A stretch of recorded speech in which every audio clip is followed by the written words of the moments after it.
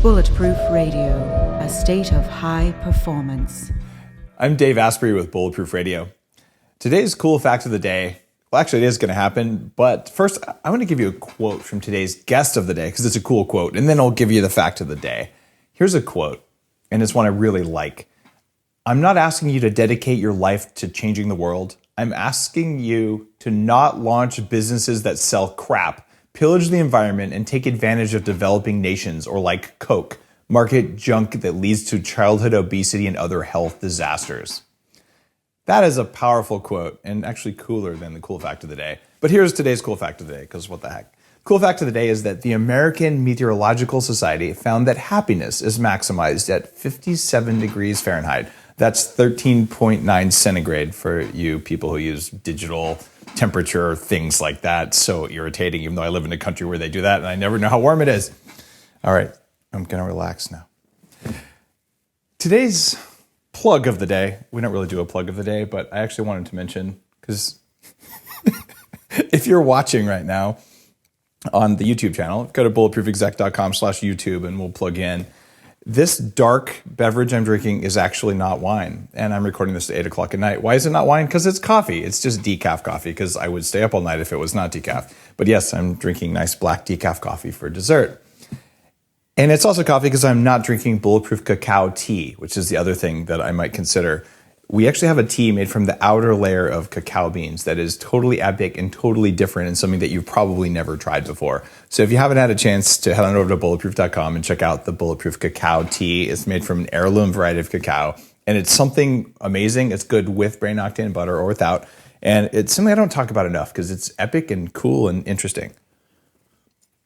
And speaking of epic and cool and interesting, today's guest of the day, today's like a today day, is Vishen Lakhiani. Vishen is a good friend, a very well-known speaker on the entrepreneurial mindset and on company culture, a well-known entrepreneur, investor, philanthropist, technologist working for social good, and CEO of Mindvalley, and the guy behind Awesomeness Fest, which is a biohacking and personal development event for entrepreneurs and creatives and innovators. In fact, I'm speaking at Awesomeness Fest on the Greek island of Mykonos later this year. I'm pretty excited about that.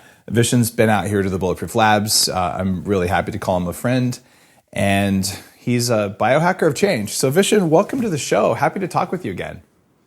Dave, I'm so honored to be part of this show. Firstly, I love the setup. I love that frickin' swivel futuristic chair from Jules Verne's books that you're sitting on. Now, we were just talking before we went live. You actually have the same chair. You're not sitting in it right now, but the fact that sitting in Malaysia... Oh, you are sitting in it right now? No. I don't have it in my office. In your office? Okay, cool. I don't see wings behind you, but it's really kind of funny that we both, across the world, ended up with exactly the same chair. And I'm telling you, if you haven't taken the trouble to go to the YouTube channel and listen one time, you have to see this chair, because it's like...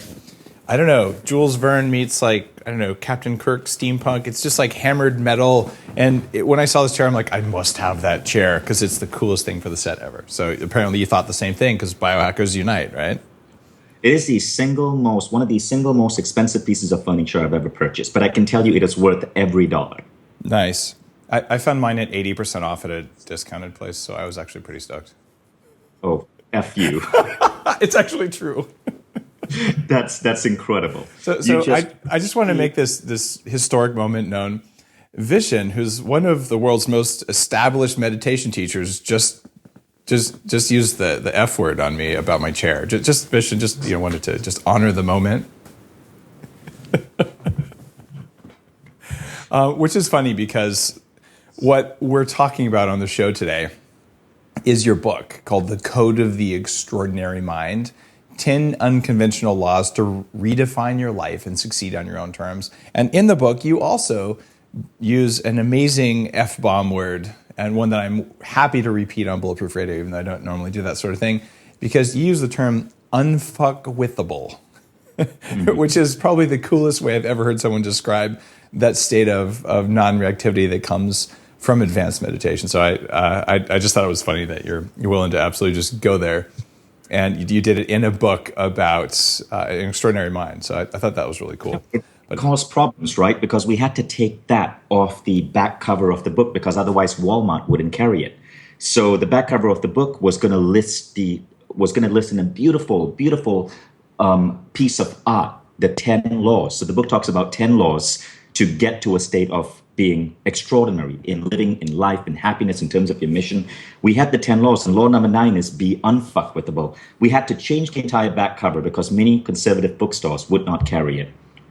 Wow. And the thing is, if you add other letters to a word, it's actually not that bad because, for instance, the word institution has the word tit right in the middle of it, and they'll allow you to put that. I'm like, how is that okay? Right? You're right. I learned that in 6th grade, by the way, and it's stuck with me ever since then. At the time, I was quite titillated by that. But it being, anyway. You can tell I don't normally do podcasts at 8 o'clock, so I'm just in like I'm drinking decaf late at night sort of mood. But really, I have a good number of New York Times bestselling authors on the show, Vishen.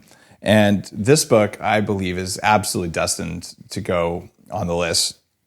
It's actually a really good book. And there's a lot of personal growth stuff. Like people crank out books like this.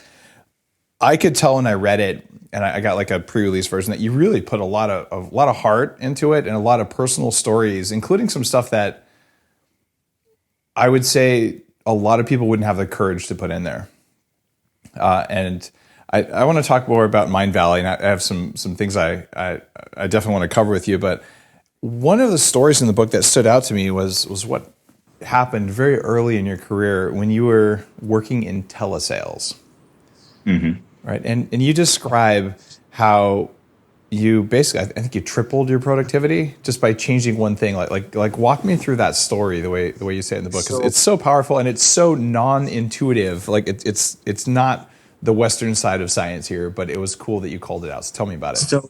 So first, a preface to that, right? For your listeners. So one of the things I like about you, Dave, and one of the things why in my company people are such Bulletproof fans is because you and I both come with a science background. We both started out in Silicon Valley. My training is electrical engineering and computer science from the University of Michigan, one of the top 5 engineering schools. I worked in Silicon Valley. I've worked as a developer. My first job ever was Microsoft. And so I look at things from a logical point of view. If there isn't hardcore science for it, to me, I question it.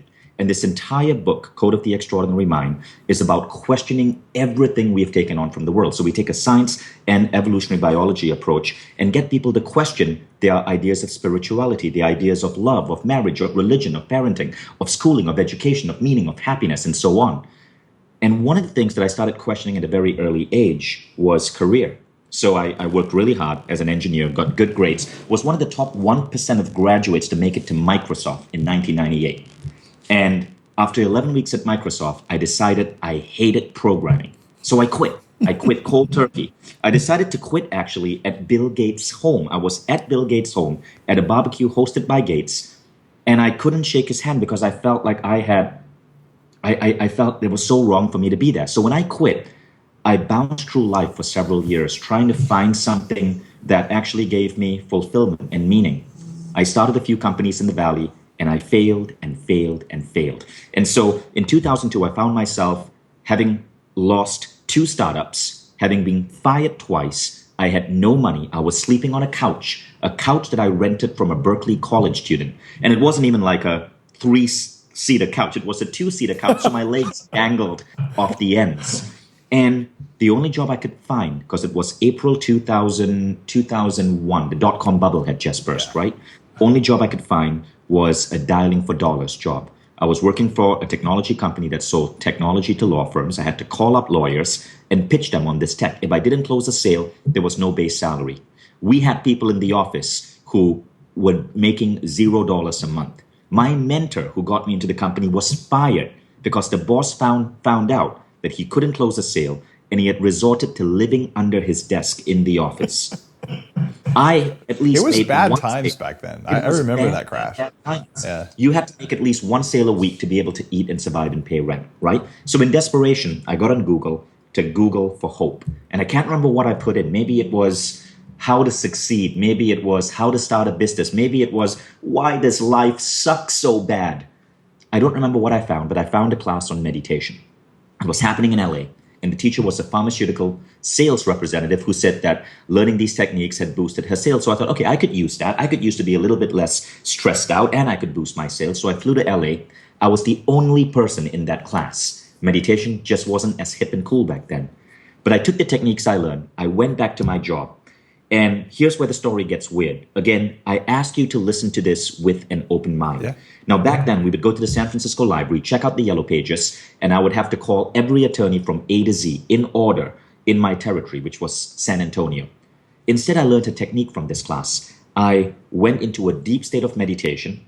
Now, you and I have studied meditation together, so that's basically the alpha state. They would teach you to consciously go to the alpha state, which is a measurable brainwave frequency. You would go to the alpha state, and what they said is that at the alpha state, intuition is turned on. So I used a technique I learned. I would open up the yellow pages, and rather than call lawyers at random, I would run my finger down the yellow pages, and I would close my eyes, and in that state, get an impulse. Then I'd open my eyes, look at the name my finger was on, and call that name. Weird, right? I don't know what caused the impulse. It almost felt like I was guessing. But here's what I know. In 1 week, I doubled my sales. It was as if I was magically calling lawyers more likely to buy.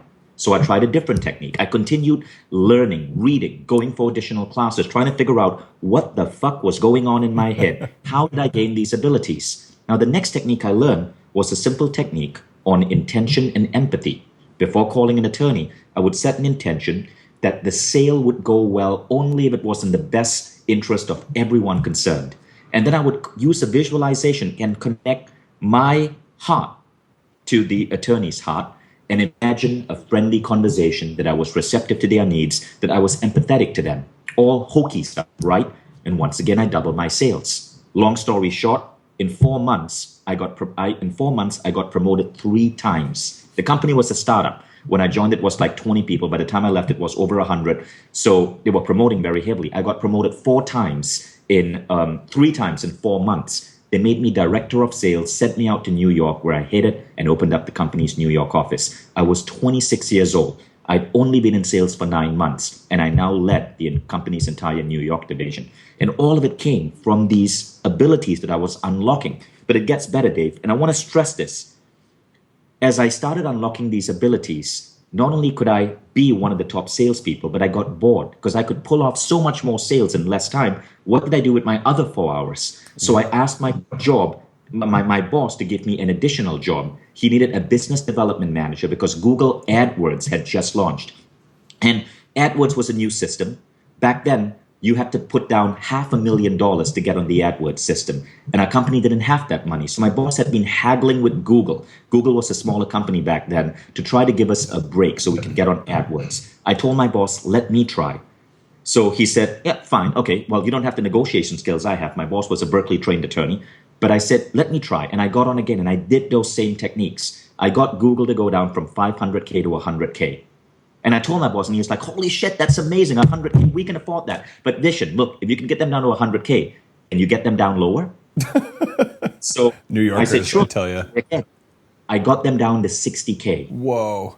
And our company, from 500 to 60K, our company could advertise on Google. They made me business development manager, and I was leading their New York office. I was doing 2 jobs at once. My boss was so impressed. He asked me, but how are you doing this? How do you do this? And I said, look, I don't know what's going on, but I think in science they call it ESP. And he goes, ESP, that's bullshit. Yeah. But whatever you're doing, keep doing it. So I stayed with that company for another 18 months. And after a while, I just felt like I needed to move on. And I wanted to start something that mattered. I wanted to start something that could make a contribution to the world. My quote that you quoted in the book actually ends with this line. If you buy the audiobook version, it ends with this line. I'm not asking you to save the world. All I'm saying is don't fuck it up for the next generation. And so I decided that whatever I start as a company must be something that isn't going to fuck up the world. It's not going to be something that is going to be producing waste plastic or destroying the environment or teaching outdated models of learning. I wanted something that could make a dent on this planet in a positive way. And I thought, well, meditation is what helped me. Let's start a meditation company. And that's how Mindvalley was born in 2003, 2004. That's a heck of a story. And so here you are. You're a computer science guy like me. I realized I wouldn't be happy programming for a living after 4 years of studying computer science. So I changed my major when I was like near graduation. Like, I can't do this for a living. I'd rather dig ditches. Programming is complex, but I just couldn't see doing that for like the rest of my career. Technology I love, but coding I didn't. And so we're both pretty darn science based, but part of the scientific method is observation, right? Like, you observe what's happening. In your case, you tried something that isn't supposed to work, and we have similar stories that way. And you're like, okay, I don't know for sure what's going on, but something is going on here. And one interpretation is, look, you just had a string of luck. It was entirely random, right? What do you say when someone says that to you? Well, I put it this way, right? So in my book, I teach people a codified form of learning and human development. I call it consciousness engineering. And if you want to upgrade your computer, or say your smartphone, which is essentially a computer, all you do is you upgrade the hardware. So you might go from the iPhone 5 to the iPhone 6, or you download new apps. You download new apps to give your phone new abilities. Now, in the human consciousness, think of your hardware as your beliefs. Your beliefs are installed in you. That's why I compare it to hardware, because hardware is something you install in a computer. Now, the thing is, most of your beliefs that were installed in you come not from rational choice. Yep. They were indoctrinated in you from authority figures, from media, from parents, from education, from observations you made as an innocent little child. You decide how important you are. You decide whether people love you. You decide your capabilities. You decide your money threshold. You decide your role as a man or a woman. You decide what's masculine or feminine, how you're going to age, what your body is, your feelings about yourself. They're all installed beliefs. Now, the first thing about consciousness engineering is to recognize that these beliefs are not you. Yeah. They are simply hardware. And just like hardware, you can swap out a bad belief, and swap in a good belief. And often when people transform their beliefs, when they have awakening moments, their life changes, because your beliefs determine what you're going to experience in the world. So that's one part of it, right? But the second aspect of consciousness engineering is the apps or the software. So while upgrading beliefs is one way to grow, the second way to grow, to hack your mind, is to download new software. And software are your systems for living. Bulletproof coffee is a system. Certain diets are a system. Tabata exercise or minimum effective dose exercise is a system. You've built an incredible business teaching people upgraded systems for living, from how to eat to how to think to how to increase your longevity. So really, if you want to grow as a human being, you want to get from human 1.0 to human 2.0, you got to do two things. Recognize models of reality. Understand what are your models of reality. Swap in good ones, swap out bad ones. And you learn this through studying the greats, reading autobiographies, through modalities like hypnotherapy or meditation, where you have awakening moments that shift your beliefs. And secondly, study, learn, and adopt new systems. So I'm constantly learning, studying. That's my bookshelf. It's filled. I have about 1,000 books in my home, filled with books, and all my books are nonfiction books that teach new systems for living, everything from eating to dieting. I'm constantly reinventing myself with these new systems. So back to your question, right? Once you understand this framework. Now, when you understand this framework, everything you absorb in the nonfiction world, in the personal growth world, you can absorb it faster, because you're instantly spotting, okay, that's a model. You can read a biography like A Life Decoded by J. Craig Venter and go, oh, wow, okay, so that's how Craig Venter views the world. He's the guy who decoded the human genome. And then you can adopt that same model in your head. And you can read books like The Bulletproof Diet and adopt systems directly and inject them into your life. So what I really teach people is to accelerate growth by turning themselves into an upgradable piece of hardware, beliefs and systems. Back to your question. I don't know how intuition works, but the fact is, it doesn't matter. Intuition could be complete bullshit. It doesn't matter. It's a belief. And the belief changes your view of the world. So maybe it is all luck. But by believing that I have that luck, by believing that when I'm about to call an attorney, right, because there's something in my being that's guiding me on who to call, I am better on the call.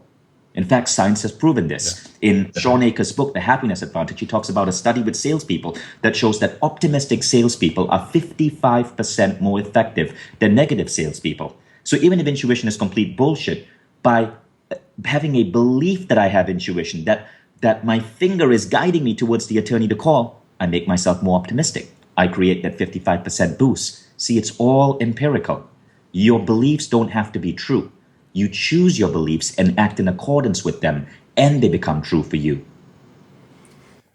The language in your book is really clear and precise about how to see these things and how to break through. And what I wish I would have known when I was 20 or heck, when I was 12, and certainly by the time I was 30, was what you just said about where your beliefs, the beliefs that you think are you, where they come from. So I thought you did a really elegant job of explaining that. And in my own case, I figured this out when I first started really digging in on why things were the way they were in my life. I made millions of dollars and I lost it all. And I had been in a really toxic relationship and just all kinds of stuff like that. And I sat down with a woman who ran the American Pre and Perinatal Psychology Association. She was a founder of it. And she asked me this weird question. And she said, "Tell me about your birth." And I'm like, okay, I'm an engineer from Silicon Valley. Like, why do you care? But I'm pretty sure there was like vaginas and hospitals. Right? And I said, oh, and I had the cord wrapped around my neck, but it didn't cut off oxygen, so no harm done. And she goes, yeah, that's what I thought. And then she like puts up a PowerPoint slide, completely dissecting my personality, like a SWOT analysis for people listening who've been to business school: strengths, weaknesses, opportunities, threats. And like, this woman just like opened me up like a taxidermy animal on a PowerPoint slide. And I'm like, that's incredible. And she ended up doing this thing called a birth regression with me. And she said, without guiding that much, just sort of like feel what you felt when you were born. And what I had done is just they had they mess with you when you're coming out if the cord's around your neck, and they use tools and all this. And I had got a program that had been running constantly. And it was after I was born, they put me in some little chamber. And when a baby's traumatized, you actually want to be on your mother. It's kind of like an instinctive thing. And they've shown this in monkeys, and they've shown this in pretty much all warm-blooded animals. And but I didn't get that. So the program that I had running was basically like, if I'm going to be alone, then I'll be alone. Right? So I'm like I will always be alone. And that was a core belief that happened before I could speak, before I could think, before I even knew what the planet I was on was. Like literally, you come out of your mom and you're like, what the hell just happened? Like something tried to squish my head, and like it's like the Matrix. So to be able to know that, and to know that was my programming, for me to be able to rewrite that program completely changed my life. But the program was entirely invisible to me. You have no idea it's running there, because all of these go in. We talk about hardware and all that. These are like firmware. Like they go in there below your operating system, and they're invisible and you don't know about them. But when you find a technique like the ones in the Code of the Extraordinary Mind, you really laid out very clearly how to tell if you've got these things going on. And here's the deal. If you're more than 7 years old and you're alive, you've got these going on. Like that's the human condition. Right? So I thought you did a great job of pointing that out. For me, I had to spend 10 days at a personal growth retreat, like doing regression work and strange breathing exercises. But it worked. And I just like kudos for explaining it so clearly in your book, because if I hadn't come across that, I wouldn't be able to do the things that I do now. Like that stuff matters a lot. And it's not taught in Silicon Valley. It's not taught at Wharton. It's not taught at, what was that little school you went to, University of Michigan? I'm just kidding. But by the way, I went to California State University for my actual degree, so I'm totally giving you crap. But what's going on there is this isn't in our education system, and it's not taught to parents for the most part. But everyone listening to this has these programs running. And I think your book is worth reading because you have really approachable tools for just seeing that. I don't think that all the tools you need to get rid of them are presented in the book. You talk about many different ways of doing it. But just to know it's there and to be able to see it and feel it and go, wait, maybe that's not me. That is a precious gift. And I just wish someone had explained that to me when I was a lot younger, because it would have avoided a lot of suffering and poor decisions, right? Thank you. You know, and what you said is true. Most of our beliefs we take on below the age of 9. So there's one of the best books out there in my opinion. One of the best books out there in 2015 is Yuval Harari's book *Sapiens*. It's about the history of the human race. And so Yuval Harari is a historian anthropologist, and he says something really interesting. He says that human beings, as we learned to walk erect, right, it became harder and harder for mothers to give birth. And so all human babies basically are born premature. So we are actually born before we are fully developed. Yes. And because of this, to quote Yuval Harari, most animals, if you think about a kitten or a baby gazelle, most animals are like earthenware. When they are born, within a few months, they can hunt, they can walk, they can stand up. And like earthenware, any attempt to mold them or influence them is just like making a tiny scratch. But human beings are born like molten glass. And thus they can be molded, they can be shaped. Like molten glass, they can be turned into whatever you want them to turn into. This is why you can raise a child to be, in the words of Yuval Harari, Buddhist or Christian, socialist or capitalist, warmonger or peacemaker. All our beliefs can be indoctrinated in us before the age of 7. And it doesn't just come from the people around us, it comes from our own meaning-making machine. So within our minds, we have a meaning-making machine, a pattern recognition system that tries to make sense of the world, but because it still doesn't have all the data it needs, data is nothing more than maturity, we create false meanings. Like in your case, you created that meaning that you were meant to be alone. I created the meaning that, because I grew up in a culture in Asia where I look different, I'm not Asian, I'm South Asian, Indian. I look different from everyone else. I went to school and I was a different color.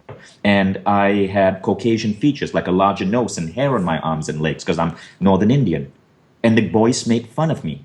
I was called gorilla legs because I had hair on my legs, I was called hook nose because my nose was bigger than most people of East Asian descent. So I grew up and created the meaning that I was ugly.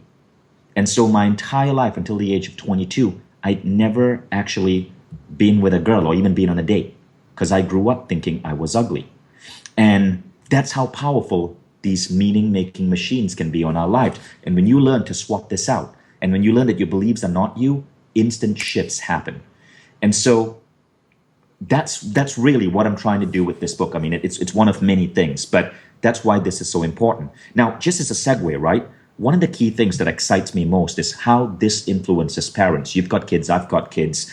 And one of the people I interview in the book alongside you and Elon Musk and Richard Branson is a parenting psychologist called Shelley Lefkoe. And Shelley's theories are really interesting. One of the things she says is that your greatest job as a parent is to let your kids be who they want to be. But what you got to constantly ask yourself in every interaction with your child is, what meaning are they going to take away from this? So you may have a kid, right, who's eating food and he drops his spoon and you go, Billy, don't do that. And a few minutes later, Billy drops his fork and you're like, Billy, I told you not to do that. Go sit in the corner.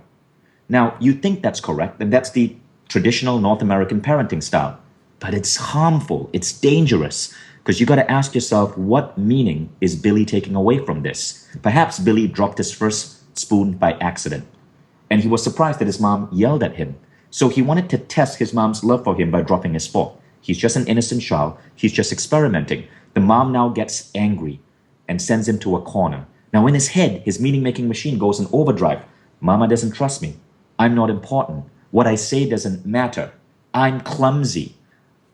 And all of these meanings stack on each other. He grows up with meanings such as, I'm not important. Therefore, I'm not lovable. Therefore, I'm not good enough. Therefore, I'm not as good as other kids. And they build up and they build up and they build up. And all of us go into adulthood with these holes within ourselves, these things which we're waiting for other people to fill in for us. Love, importance, attention. We start craving them because as children, these holes were put into us through innocent parenting mistakes and our own dysfunctional and limited meaning-making machine. That's what excites me, being able to help the world create kids who are whole, who are confident, who don't feel like they have these holes to fill. It's one of those things, our kids are pretty similar ages, and the advice in the book there is really important. If people don't understand that programming happens and that it's invisible to you, you then have a set of assumptions about how to parent. And if you accept what I would call a fact, you say accept the theory that stuff gets put in before you're 7 and it's not visible to you. You will not be able to see this unless you're in an altered state, in some form of therapy or deep meditation or neurofeedback or whatever. If you don't use some technology to help you see that, it will never be visible. It'll just be a part of you. So if that theory is right, or you think it even might be right, it radically changes how you treat kids. And if that theory is completely wrong and it can't be right, and you're an island and everything in there is you, well, number one, you're fucked. Okay, I just have to say that, like, you will not be happy to the level you're capable of because you haven't separated out your programming from you. And the language to help someone see that is really hard because it's one of the scariest things you can show someone. Like, oh, the things you thought were you, actually some of them are, some of them aren't. I hope you don't feel too unsettled by that. This is big personal growth, scary stuff. And I love what you just said, the language, because that's one of the things I talk about in my book. Yeah. What language teaches us to see, we can see, right? So there are studies that show, for example, because Russians have different colors for blue, Russians are able to see different shades of blue and differentiate amongst them better than most Americans. What language can delineate, we can see. Language is one of our most effective pattern recognition systems. And so what I do in the book is I give people new words. The book coins some 20 new words in the English language, the most popular of which is the word brule or bullshit rule.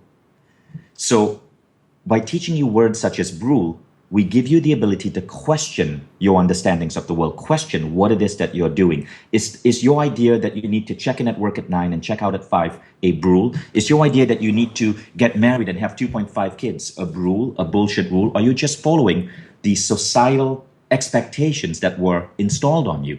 So language is a really important thing. And thank you for bringing that up. What I try to do in the book is give people new language terms, new words to help them unlock new beliefs and new systems. Words such as unfuckwithable, which is a state of being where nothing can touch you. Words such as bending reality, which is putting you in a state where it almost seems as if the universe bends in your favor. Words such as brule or bullshit rule. Well, I think that the book does an admirable job of doing that. And you also touch on a bunch of different areas, some that I think listeners would really appreciate. You talk about common misconceptions about money and productivity. What's your take on that from the book?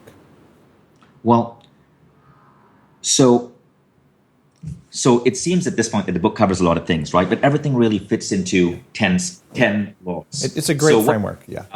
What we've been talking about thus far is really the start, when you start to see how you live in what is called the culturescape. And the culturescape is that tangled web of human beliefs, habits, ideas, philosophies, religions that govern how you live life. The culturescape installs you with beliefs. Part 2 of the book is the model of consciousness engineering that teaches you how to create your own world within the culturescape, how to go from human 1.0 to human 2.0. But once you do that, you start developing a longing inside you. And that longing is, holy shit, I am so much more powerful than I think I am. I want to do more. You start seeing opportunities, seeing things that other people miss because they are stuck in the safety net of the culturescape. So when that happens, what happens is that you start thinking like some of the world's most extraordinary people. You start becoming, and you automatically become what they call an entrepreneur or creative or maverick, because you see patterns that other people fail to see. So then we go on to part 3 of the book. And that's where I talk about what to do when you start getting this longing. How do you make sure that you are in a career or in a business or in a role that is truly right for you? And here we question some of the normal standards of goal setting. So you asked me about happiness and productivity. Well, what I talk about in part 3 of the book is an idea of a state of living that I call bending reality, that I observe in many of the most astonishing people out there, from you, who are featured, and you're featured prominently in the book, to Richard Branson, to Arianna Huffington, to Peter Diamandis. And the state is basically this. It's a situation where, yes, you have big visions pulling you forward. So think of this as your vision, right? You have these visions pulling you forward. But your happiness is not tied to these visions. You're happy in the now. So you have vision and you have happiness. And most people mix up the two. They are like, I will be happy when I hit my vision, when I get that new job, when I get that promotion, when she says yes, that she's going to move into the apartment with me, when I get laid. But truly extraordinary people actually have it in a different way. They are happy before they attain their vision. And science is showing that happiness is fuel. It basically fuels you and gets you to your vision faster. That only a tiny percentage of entrepreneurs are actually here. So most entrepreneurs are stressed out. They are facing anxiety. I would say 95% of entrepreneurs are miserable because they have not decoupled their happiness from their vision. They are waiting for a destination. But when you realize that happiness is the journey, everything changes. So the book talks about how to put yourself in a state. Firstly, it talks about how to set the right vision so you don't end up going in the wrong direction and ending up in a job or career that just kills your soul, which so many people end up in. And then it talks about a process called blisscipline. And there's another new word. Blisscipline is the discipline of bliss. It talks about a daily methodology to hack your happiness levels and turn happiness into rocket fuel to get you to your vision. So the misconception is, I will be happy when? Wrong. Rather, I will be happy because happiness will be rocket fuel to get me to my vision. That is so profound. And one of the reasons I wish I'd had this book a long time ago is that when I was 16, I did the Think and Grow Rich thing, and I wrote down my goal on a mirror. And my goal is I was going to make $1 million by the time I was 23. And the unstated goal there, some of you would have called out full frontal in the book, is like, oh, you'll be happy when you have $1 million, will you? And I would have been like, of course, because then I can do whatever I want, right? Which is bad logic. I didn't say I was going to keep it, but here's the thing that I'm still marveling at, okay? If you're listening to this and you have the opportunity to take $6 million off the table and you don't have any money, take your money, right? $6 million is more money than you know what to do with. Like, unless you're just like, I have to have my own jet and like something like that. But you can live for the rest of your life on $6 million comfortably and happily, right? Without doing anything. Or you can do whatever you want, but like you're basically done. And instead of taking that off the table, what I told myself was, I'll be happy when I have $10 million. Which is why I left it all on the table and why I lost all of my money, right? So I went from set for life to a year and a half later, I'm basically going to be working for the next 20 years because of that bad programming, the stuff that you describe in the Code of the Extraordinary Mind. And that's why I think this is a really valuable book. Because like, man, if somebody just called me out on that. And there's a way around that. See, there's a way around that, and that is recognizing the difference between a means goal and an end goal. And this is where Western goal setting has it wrong. So I walk into these classes. I spoke recently at my old alma mater, the University of Michigan, and I walked into this class where they were teaching these kids this stupid system called SMART goal setting, SMART. Oh yeah, it's one of specific, measurable, attainable, redundant, and something stupid. Right. So I invented a new goal setting system called the 3 most important questions, right? And we don't have to go into it, but the key differentiator is this. There's a difference between end goals and means goals. Most people aim for means goals when what they are really hoping to get are end goals. So for example, if you are looking to get a college degree, get a job, get married, get $1 million in your bank account, those are really means goals. Yeah. Those goals don't really speak to your happiness. Because if you really looked further, you're looking to get a college degree so that you can do something else. You're looking to get $1 million so that you can do something else. Well, ask yourself, what is that so that? What is that so? And that guides you to the end goal. And the end goals are always things such as, I want to travel the world. I want to wake up every day next to the love of my life. I want to experience raising a 2-year-old. I want to build a company for the sake of learning how to function as a team and develop my leadership skills and have that thrill of building something unique. See, end goals are typically feeling oriented.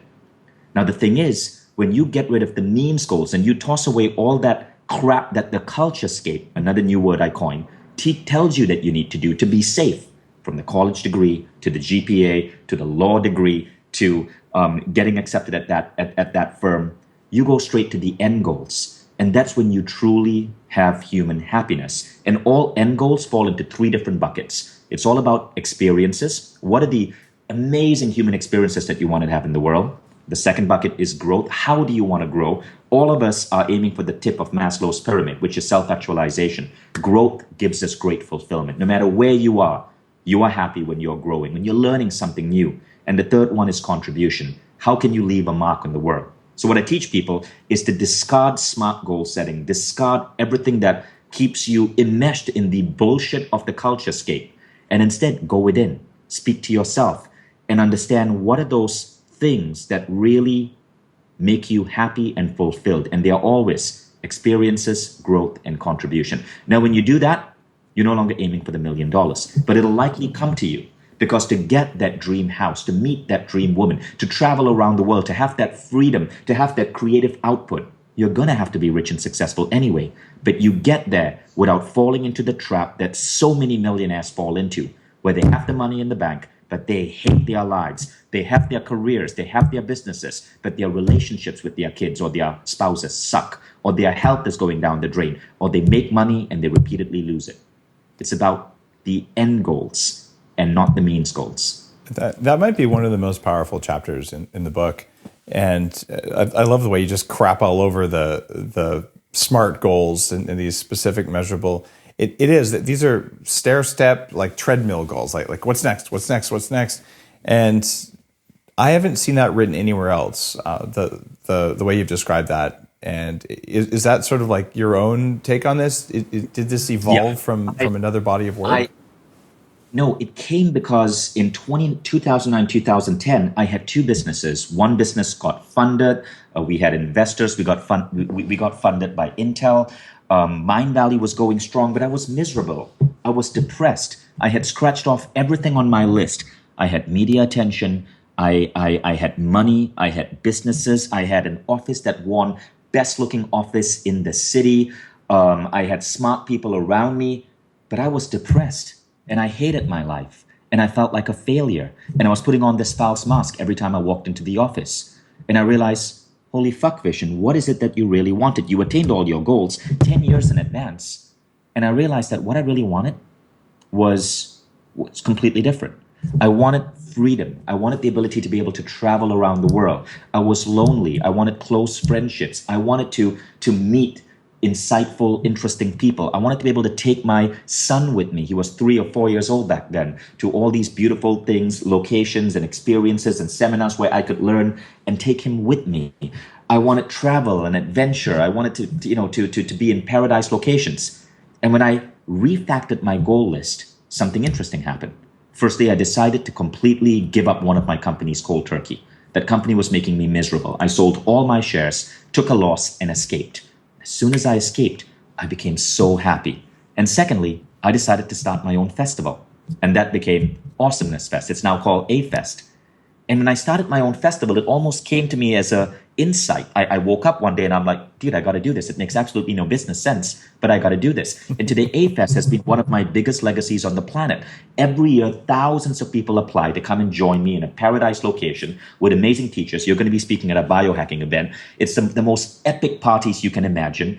And A-Fest has the business model makes no sense, but it's one of the singularly most successful things I do. We raise hundreds of thousands of dollars. 80% of my friends in the world today are in A-Fest. I get to travel with my kids to exotic locations, connect with amazing people like you.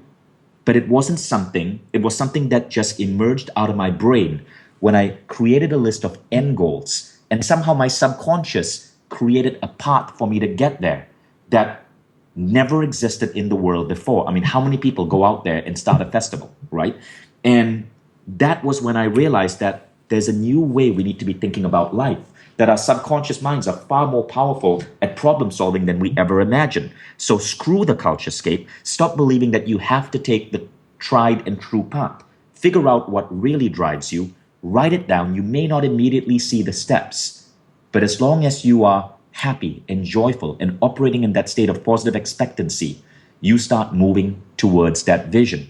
You quote the book Think and Grow Rich. One of the greatest things in that book is the idea of baby steps. Napoleon Hill says, you don't have to know how you're going to get to that end vision, but take a step, take any baby step.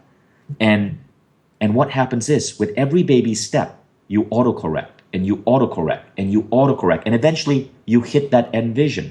When I came up with this insight to start a festival, really all I did was I was speaking on stage at an event in DC. I got a standing ovation and I'm like, guys, I'm so grateful. If you loved me for an hour, I'm thinking about doing this thing where I'm going to invite maybe 200 people to come and join me in a paradise location in Costa Rica, and we'll spend 3 days together just learning. And it was spontaneous, but it was a baby step. And 30 people in the audience paid $2,000 to buy a ticket. I had 60 grand in seed funding in 1 hour. And I used that to launch what is now A-Fest. So my subconscious guided me, but within 2 years, every single thing I put down on my 3 most important questions list came true. That's some powerful observations there. And I would invite people listening to pay attention to that, because I find, as an engineer, as a computer scientist guy, I think I have truth tables built into the way I think. And people who write code or do logic math understand truth operators, and we tend to be hyper logical beings. Along with that comes usually like a relatively negative outlook on life, like profound skepticism and just a really negative mindset. How do you work with people who have that kind of like a just rigorous mindset, who are just unwilling to accept, oh yeah, there might be such a thing as intuition? Like, what's your approach to that? Well, you don't even have to, because I don't try to convince anyone of intuition. I mean, I spend a lot of time with science. I'm a member of the X Prize Innovation Board. Mm-hmm. So I just got back, for example, from San Francisco, where I was at the UCSF, at UCSF, University of California, San Francisco, where I got to actually talk to some of the world's greatest neuroscientists. I got to hold the human brain. I missed that trip. I was going to go on it. Yeah, it was amazing. And one of the things, about the brain is this thing called the reticular activation system. Our brains are incredibly sophisticated pattern recognition machines, right? They recognize patterns. I mean, if you look, it's only now that narrow artificial intelligence is being developed where you can teach a computer to recognize patterns. So I know the scientists who wrote the code where you can upload a picture onto Google's algorithm and it tells you this picture has teenagers playing frisbee in a park. But it took years to get there. And even then, those pictures that's algorithms can be confused. But my 1-year-old daughter can pick up my face in a crowd of 100 people from the back. She knows what the back of my head looks like. That's pattern recognition. So think about what you're doing to your brain when you write down the things that you want your life to evolve into. Your brain automatically starts seeking out the patterns. It's the same phenomenon where if you decide you want to buy a white Tesla Model S, you start noticing more white Tesla Model S's on the road, right? That's the brain's reticular activation system. So again, we can't explain how it works, but my theory is don't believe in intuition. That's fine. Call it hogwash. But you're doing something to your brain's pattern recognition system that steers you towards your goal. But you got to have the right goals. Now, in the book, you also write about 6-phase meditation, which that was a really condensed, very elegant way of approaching meditation. And I don't know if we've got time on the show today to go into it in enough detail to offer value for people. So I'm just going to say, instead of asking you to describe that now, I'm going to ask people listening, go out and get a copy of The Code of the Extraordinary Mind. I'm giving it my full-on recommendation. Like, this is a unique and noteworthy book, and the meditation stuff that's in there is really meaningful. And I think you have a URL and as well that I'm sure you'd be happy to give people. And you can get it from thecodexmind.com.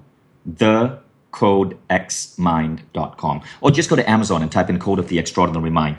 Just one thing about the book, which is really interesting. This is perhaps the most technologically hooked up books in human history. Because when I wrote this book, just like the book encourages you to question everything, I wanted to question the idea of the book. So we're releasing a couple of interesting things soon. But this is one of the world's first book that actually connects to amazing software that allows the readers to come together and to connect with me, that integrates with artificial intelligence, that integrates with apps that change human behavior. We have a team of 30 developers and designers and UX experts working on the technology that plugs into this book. And one of the reasons is because I'm looking to launch a new tech company that takes regular books and turns them into whole new experiences. So this is the first book that's actually going on this new technological platform. So, it's a really, really, really interesting experiment in how human beings learn and transform. Well, Vishen, it sounds like your whole life has been an interesting experiment in how humans learn and transform. And there's a question that there's a question I'm going to ask you, and it's, if someone came to you tomorrow and said, Vishen, I want to kick more ass at life, I want to be better at everything, what are the 3 most important things I need to know? What would you say? Sure. So the first thing that you gotta know. So again, actually, if I had a minute to give them advice, I'd say, look, everything I've learned in the last 10 years, building up some of the world's best personal growth companies, is in this one book, The Code of the Extraordinary Mind. I was going to write 4 books. I condensed them into one book because I figured out most people like you are busy. It's very dense.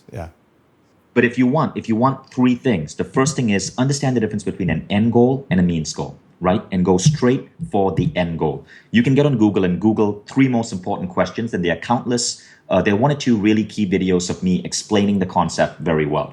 Okay, so first, know the difference between your end goals and your means goals. Do the exercise, figure out your end goals. Secondly, understand the concept of consciousness engineering, because it teaches you how to hack your growth so that you grow faster. Because once you have these end goals, you need to grow into the man or woman who can attain them effortlessly. And consciousness engineering is that mechanism for growth. And the third thing is know your quest. This is the final law in chapter 10 of the book.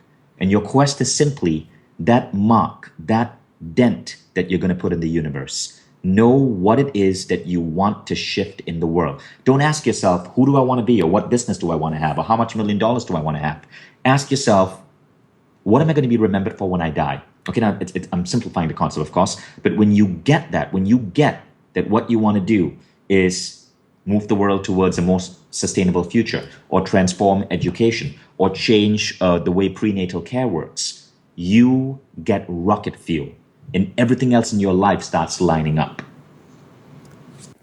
Now, I say thank you after this list of 3, but I've got to ask your opinion on that last one. Right. One of the many different meditation groups I've studied with over my life, I did a bunch of quantified analysis of meditation, and their belief, I won't call out who they are, is that somewhere around 85% of people have no mission. Like, they have no reason for being here. You clearly have a mission and you know it. My question for you is, do you believe that everyone is here with a mission, or only some people? I don't believe that everyone is put here and there's a metaphysical soul story that says you are here on planet Earth to do X. No, I believe a mission is something we find. I believe that the problem with the way we are training kids today is that we ask kids, what do you want to be when you grow up? I want to be a doctor. I want to be a lawyer. Well, I can tell you a lot of those jobs are going to disappear in the next 15 years with the rise of artificial intelligence and machines. I've seen some of the developments. Instead, ask your kids, ask yourself, what mark do I want to leave on the planet? And that's a huge differentiator, because when you ask that question, you open yourself up to find numerous ways to accomplish that. You could say, for example, not, I want to be a businessman or I want to be an entrepreneur, but like I know, let's take my son, for example. He wants to help make the oceans cleaner. Well, that's amazing, because now so many different business opportunities, so many paths open up to him. Everything we study at school now has meaning, because he has to learn about, the chemical composition of plastic. He has to learn about fishes and what they eat and how they live. He has to learn about coral reefs and water temperature, which leads to global warming, which leads to him learning about the impact of fossil fuels and the impact of electric cars. From that one tiny mission, a 7-year-old boy has his entire world open up to him. The whole drudgery of school disappears. Everything he's learning now is because he's going to grow up to make an impact by cleaning up the oceans. So it works for kids, but it also works for adults, because when you understand what your quest is, and I use the word quest, you now have a direction on what company to join, what business to start, what type of fundraising to do, what books to read. It changes your perspective completely, and it makes life so much more meaningful. And one of the things that impacts us most in terms of our happiness levels is meaning. Study after study after study All empirical studies show that meaning makes a profound impact. People, for example, one study of men who retire after 80 showed that the majority of reason they stayed at work was because of meaning. Meaning was number one, happiness was number two. Studies on employee engagement show that when employees feel that their work is meaningful, they are more engaged in their work. Study after study after study shows that. And then, of course, there's also the philosophies of great men like the Dalai Lama. He said, you want to be happy? Learn to make others happy. And that's what you do when you're living a life of meaning. You're here to make a contribution to the human race. And imagine what the world would look like if all of us were trained to function like that. It would definitely be a better place. I think we could call it an upgraded place.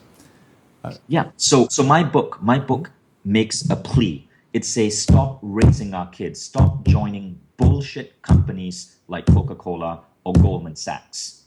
These people are not really contributing to the world. They're fucking it up for the next generation. Instead, join companies like Bulletproof, like Tesla, join NASA. Take work, take tasks that actually make the world better for the next generation. With every decision we make, we can create businesses or join companies which are humanity plus, which means pushing humanity forward, or humanity minus, which means holding us back. And you want to make decisions that move us forward. Very well said. And I think I've probably said this 15 times on the interview, but if you're listening to this, we're nearing 300 episodes of Bulletproof Radio, and I read a lot of books. And there are a lot of books that are hastily cranked out, a lot of books that are kind of well marketed, but not that well put together. This is an extraordinarily well put together book that Vishen did. It's got a framework for understanding it. If you like the Bulletproof roadmap, where it's all of these ideas consolidated into a framework that you can digest and absorb and use, there's a similar thought process. It's actually a programmer's thought process behind putting together the Code of the Extraordinary Mind. So it's worth reading because it's got actionable tools you can use without having to like over digest and just unpack them. Like they're just right there. So the Code of the Extraordinary Mind, I give it my highest recommendation. It is a meaningful book, and everyone who listens to Bulletproof Radio, there's at least one thing and probably 10 things it'll do that'll upgrade the way you perform. So I give it my full unabashed support, the Code of the Extraordinary Mind. Get it on Amazon, anywhere else you can find it. And Vishen, thanks for being on Bulletproof Radio. Thank you, Dave. I appreciate you. Likewise, my friend. Now, if you enjoyed today's episode, you know what to do. Go buy Vishen's book, and while you're at it, you could do something else. Head on over to bulletproof.com and subscribe to make sure that you get Brain Octane and Bulletproof upgraded coffee beans shipped to you on a regular basis. Every day you go without Brain Octane is a day where you're probably not operating at your optimal level. You can just feel better. You can have more energy. And when you have more energy, you can take it and directly apply it to personal growth. You want to do what's in the Code of the Extraordinary Mind? Give yourself more energy in your mitochondria. Get your nutrition dialed in, get your food dialed in, and all of the personal growth stuff, all of that stuff that it takes to challenge conventional ideas, to give up your B rules or rules. Those are Vishen's bullshit rules. It takes energy, and you get that energy right. For me, it's completely changed my ability to change myself. I think it'll do the same for you. So, Code of the Extraordinary Mind, go get it. Have an awesome day.